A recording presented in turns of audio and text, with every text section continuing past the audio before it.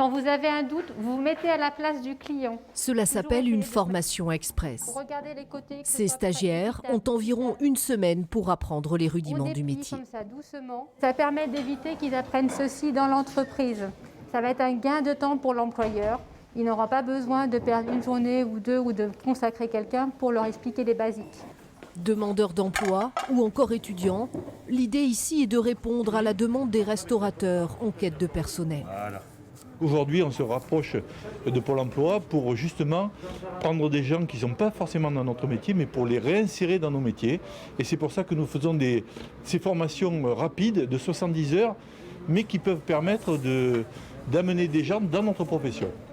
En salle ou en cuisine, les parcours de vie sont différents, entre désir de trouver un emploi ou bien tout simplement de trouver sa voie. On a fait un taillage en Macédoine, donc. Moi, j'ai fait 4 ans d'études en mécanique moto.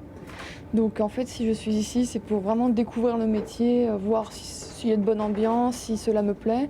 Mais pour l'instant, cette formation me plaît beaucoup et je risquerai de faire un apprentissage plus tard.